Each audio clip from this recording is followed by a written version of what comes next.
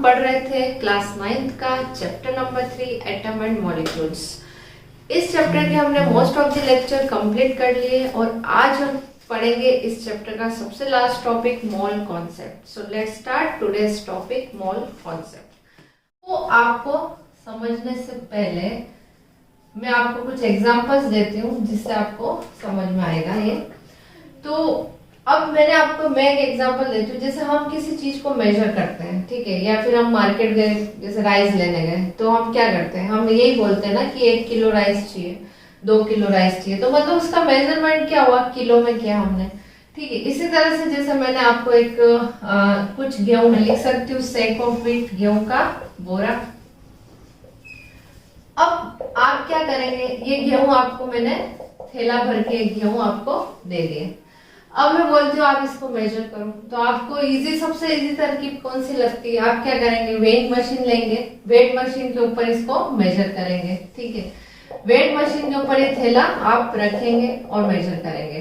तो मान लो इसका मेजरमेंट आया 15 kg, ठीक है। मतलब इस बोरे के अंदर जो व्हीट है वो कितने 15 kg है, ठीक है। यहाँ तक तो बहुत ही इजी हो गया।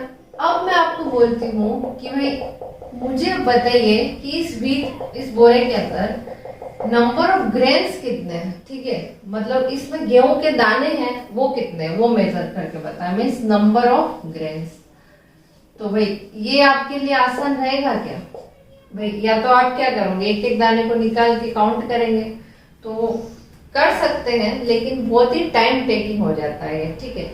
तो इसी तरह से नंबर ऑफ ग्रेन्स, तो इसको निकालने के लिए एक कॉन्सेप्ट आया, या फिर मैं बोल सकती हूँ कि केमिस्ट्री में हम क्या पढ़ते हैं, एलिमेंट्स पढ़े हमने, ठीक है। अब एलिमेंट्स में क्या होते हैं, नंबर ऑफ एटम्स प्रेजेंट है, ठीक है।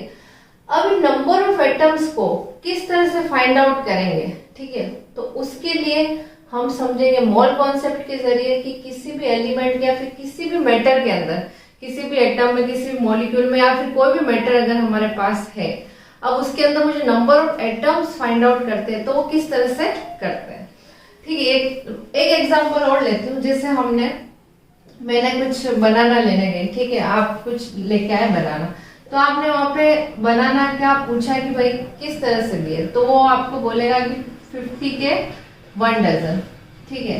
क्या बोलते हैं हम, 50 के 1 डजन, मतलब 50 रुपीज में 12 बनाना, ठीक है। मतलब हमने दो चीज से मेजरमेंट किया, एक हमने किया वेट मशीन से, ठीक है, किलो में मेजरमेंट किया, और दूसरा हमने नंबर्स में किया, ठीक है। अब 50 रुपए के 12 बनाना हमको मिले, तो ये हो गया हमारा नंबर में मेजरमेंट, है ना। तो इसी तरह से जो मोल कॉन्सेप्ट है, ये भी क्या है, ये एक लिंक है किसके बीच में, मास के बीच में, किसी भी एटम के मास, ठीक है, मतलब वेट के बीच में मास और नंबर्स के बीच में एक लिंक है, ठीक है। इसको हम एक एग्जांपल से समझते हैं। अभी जैसे मैं एक एग्जांपल, अब हम आते हैं केमिस्ट्री के एग्जांपल के ऊपर, ठीक है। जैसे कार्बन एटम है, ठीक है, मेरे पास कोई एक कार्बन है, कार्बन एलिमेंट है, तो कार्बन के एक एटम का मास कितना होता है, इसका मास होता है 12 unit mass. You everything know कि कार्बन के एक एटम का मास होता है 12 यूनिट। यहाँ पे मैं आपको मोल कॉन्सेप्ट समझा रही हूँ, उसके बाद मैंने वहां रिटर्न में थियरी लिखी, उसको हम समझेंगे, ठीक है। तो कार्बन का मास मैंने निकाला, तो हमारा है 12 यूनिट मास। और आपको पता है मास कैसे हमने फाइंड आउट किया था, number of atom, number of proton plus number of neutron. अब इसको 1 मोल में कन्वर्ट करना है, ठीक है। 1 मोल क्या होता है, 1 मोल इज इक्वल टू, इसी यूनिट मास को अगर हम ग्राम में लिख देते हैं तो वो हो जाता है हमारा 1 मोल, ठीक है। तो 1 मोल इज इक्वल टू 12 ग्राम, ठीक है। कार्बन के मास को, एटॉमिक मास को मैंने ग्राम में कन्वर्ट कर दिया, तो वो हो गया हमारा 1 मोल मास, ठीक है। तो 1 मोल कार्बन का मास हो गया 12 ग्राम, समझ।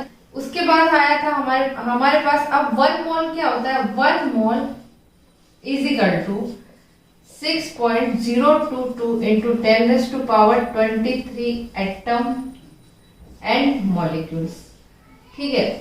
एक नंबर फिक्स कर दिया है, इस नंबर को बोलते हैं एवागाड्रो नंबर। क्या बोलते हैं, एवागाड्रो नंबर। ये दिया था, एक साइंटिस्ट आए थे एमिडो एवागाड्रो, उन्होंने ये नंबर दिया था उनके हिसाब से एक मोल के अंदर 6.022 इंटू 10⁻23 एटम या मॉलिक्यूल्स प्रेजेंट होते हैं। समझ में आ गया? मतलब 12 ग्राम के अंदर 6.22 इंटू 10⁻23 एटम प्रेजेंट होंगे। ठीक है, यही है हमारा मोल कॉन्सेप्ट। ठीक है, ये है हमारा मोल कॉन्सेप्ट। अब इसको और अच्छे से समझने के लिए हम आते हैं कुछ थ्योरी के ऊपर। देखिए, mole concept, it is a link between mass of atoms and number of atoms. जैसा मैंने आपको बताया था कि किसी भी मैटर में या फिर किसी भी एलिमेंट का या फिर किसी एवरीथिंग, जो भी मैटर हमारे पास प्रेजेंट है, उसका मेजरमेंट या उन दोनों के बीच की लिंक, मास और नंबर के बीच की लिंक, वो क्या कहलाती है? Mole concept. तो ऐसे ही मैंने यहाँ लिखा, it is a link between mass of atom and number of atom. Bracket में मैंने लिखा मॉलिक्यूल। अगर हमारे पास मॉलिक्यूल होगा तो मास ऑफ मॉलिक्यूल्स आएगा और नंबर ऑफ मॉलिक्यूल्स आएगा। क्लियर? अभी देखो सेकंड पॉइंट बताया, 1 मोल ऑफ एनी स्पीसीज, चाहे वो एटम हो, मॉलिक्यूल हो या आयन हो, is equal to its atomic और मॉलिक्यूलर मास इन ग्राम। अब हमने क्या किया? एटॉमिक मास को ग्राम में कन्वर्ट किया। जैसा कि मैंने आपको यहाँ बताया, कार्बन का एटॉमिक मास कितना है? 12 यूनिट। अब इसका 1 मोल मास कितना होगा? अब इसी मास को मैंने ग्राम में कन्वर्ट कर दिया, तो वो हो गया हमारा 1 मोल।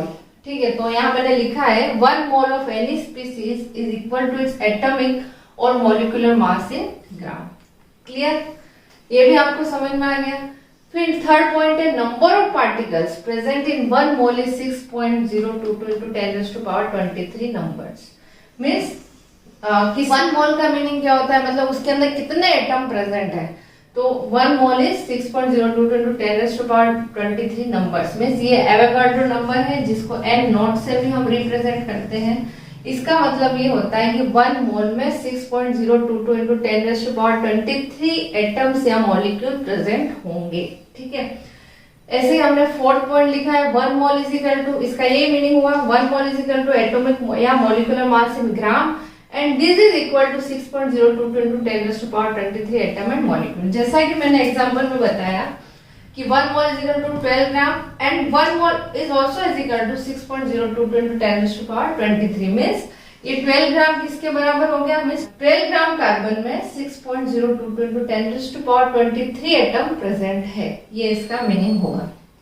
इसी तरह से अब मैंने तो ये एटम का एग्जांपल लिया, एक मॉलिक्यूल का और मैं एग्जांपल लेती हूँ और आपको समझाती हूँ।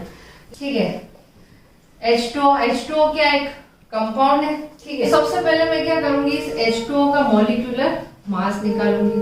आपको पता है मॉलिक्यूलर मास किस तरह से निकालते हैं?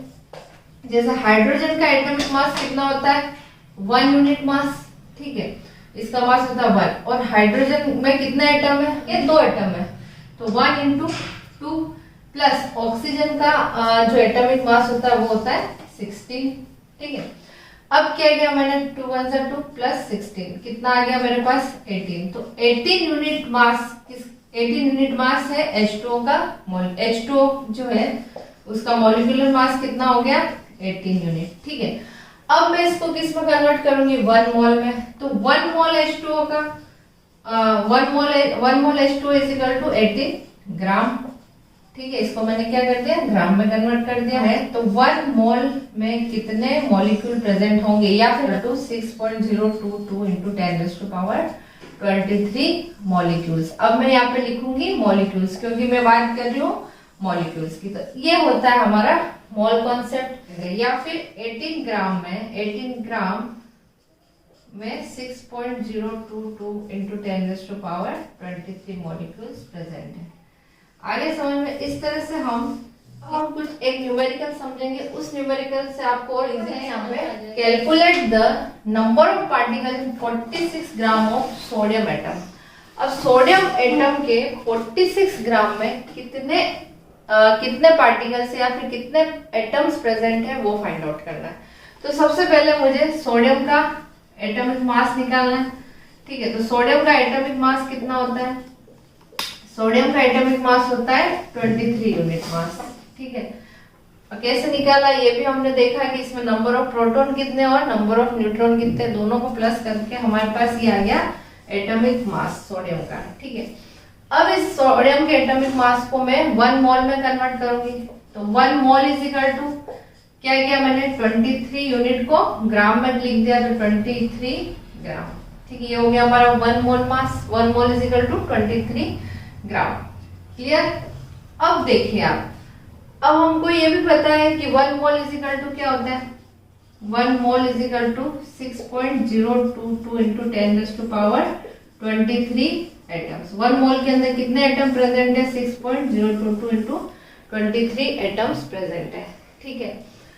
अगर 23 ग्राम में, इसका क्या मीनिंग है कि 23 ग्राम में 6.022 इंटू 10⁻23 एटम प्रेजेंट है, तो 46 ग्राम का निकाल सकते हैं, ठीक है। 23 ग्राम में इतने हैं, तो 1 ग्राम में कितने होंगे, 1 ग्राम में होंगे 6.022 इंटू 10⁻23 अपॉन 23, और 46 ग्राम में कितने एटम्स प्रेजेंट होंगे, 6.022 इंटू 10⁻23 अपॉन 23 इंटू 46, ठीक है। इसको कट कर लिया 2 से, तो हमारे पास क्या आ गया 6.022 इंटू 10⁻23 इंटू 2, ठीक है। तो आंसर क्या हो गया हमारा 12.044 इंटू 10⁻23 एटम्स, ठीक है। क्लियर।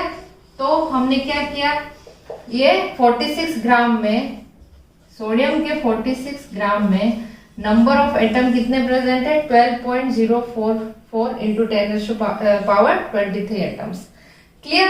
तो आई होप कि आपको इस एग्जाम्पल से और अच्छे से समझ में आ गया है कि मोल कॉन्सेप्ट के जरिए हम किसी भी एलिमेंट में नंबर ऑफ एटम्स कितने हैं वो हम इजीली फाइंड आउट कर सकते हैं। क्लियर।